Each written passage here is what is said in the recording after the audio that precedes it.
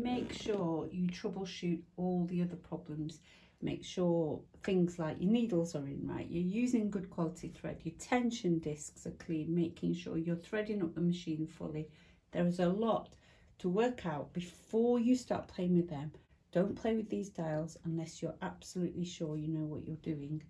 Okay, so this video is about calibrating these tension discs in a Brother overlocker. They tend to all be the same, slightly different on the 1034D.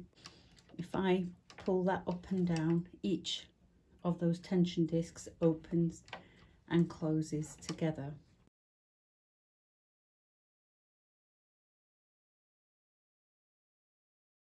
So this is really for somebody who's very professional, who's very confident, who might be a service mechanic and already knows what they're doing. So the kind of people who would design this is an engineer, but your mechanic who services machines for you, who looks after them and helps you get them back to working again, or the one who are going to be fixing it and calibrating it right for you. Or you might want to do it yourself, but as a last resort to make sure you've troubleshoot everything else. So that's my disclaimer, making sure you are clear of what you're doing before you fiddle around with them. Okay, let me show you what to do.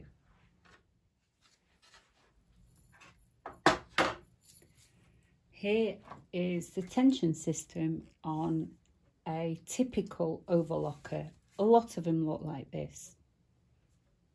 What we have are the tension dials that we can see through to the front,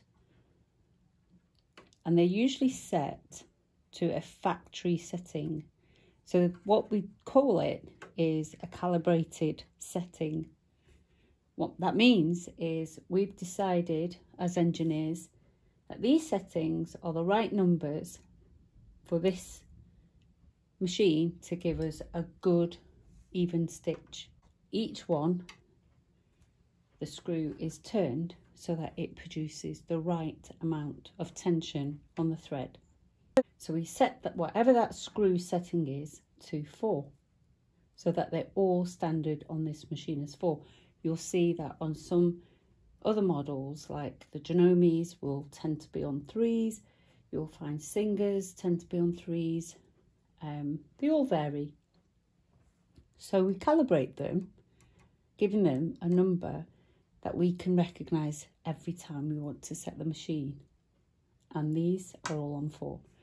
So what you can see here, so it's very basic, it's a very simple design. There's a screw inside there that turns, and it's got a plastic cog on there, a black one. So we've got this wheel turning, and it's attached to those cog teeth inside, so it moves at the same place. See, there's a sort of a plastic ridge there that's holding those cog teeth in place. And so if I pull that plastic away, now see how I can now move away from those teeth. And then, so say my calibration, let me just put it back where it was. So say my calibration works best with 4, 4, 5 and 4. Okay, now I know that works like that every time for me. What you can do is you set it at 4, because that's the easiest, so you don't have to take the front off. So if I put the front back on, you can do this without having to remove this. It's a bit tricky to put on. So what you can do is you can reach inside, grab the hook on here, pull that forward, and because my calibration is best when it's on 5, I actually want to be at 4, so I really want to be up one like that. So what I need to do is set it at 4, move it up to 3, so then when I pull it back down, it will always work best at that same spot, but now the number says 4. So what I would do is I would set it at 4, pull double that, turn it, so now my setting looks like 3, but really it should be 4, and I turn it down 1, so now what it should be at 5 is actually now the new 4, and that's me calibrated that tension disc.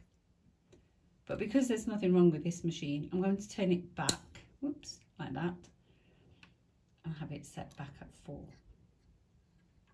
So when I put this back together again, my factory settings will always be at 4. So anyway, the way to do this is you need to have this face front back on the machine again, and you need a hook. So this is one of those hooks that you can buy for, I think, £1. I paid for this for 50p actually, I think I paid.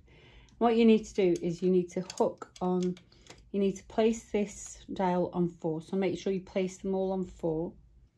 I'm not going to do it now, but I mean I will to show you, but this will be on the machine. You don't need to take this off the machine, but I've got this off the machine, so I might as well show you. What you do is, so that 4 is on the front, but I'm going to show you from this angle that what happens is, see this bit here, you've got a spiral, okay? So you've got a spiral. So what happens is you pull this hook into the machine like that, and you grab, so there's the 4, you grab that end there, and then you turn the dial, and you can see how, can you see how I've disengaged the blue from that white? So the white, that white screw inside is actually the tension cog. So that's the tension cog. So as that rotates round, that increases the spring pressure against these tension discs. Okay, so it increases it or decreases. It depends on if you go up or down. All right, so if the tension needs recalibrating, what you do is you just unhook this plastic outer cover with the numbers on it from the actual cog that turns the spring. So you've got to pull quite hard and then rotate either up or down accordingly. All right, so I've messed about with it now. I've really messed it up. So I'm going to put it back on the machine, and then we're going to fix the tension like that.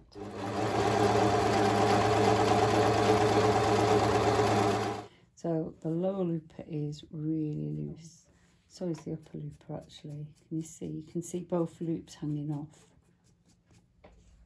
So I need to increase the tension on both the upper looper and the lower looper so they pull in a little bit more, and need to find my hook to tighten it.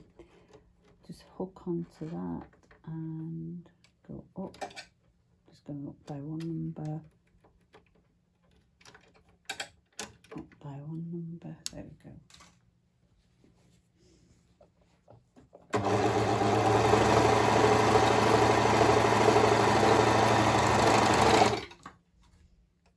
And you can see the grey is disappearing from there. It's definitely better, looking good. So the black thread's coming to the back. So the black is the upper looper, so it's showing to the back. So it's still a bit loose, whereas that one's too tight because it's pulling the looper. So I need to loosen that a little bit and tighten that back. Hope that was helpful. If you like that video, please click like. If you liked to see more videos like that, please subscribe. Do comment below. Tell me what you want to see next. Tell me if that was helpful to you. Tell me if you're a service mechanic and it's the kind of thing you do, part of your day-to-day routine. It would be great to hear your feedback on this as well.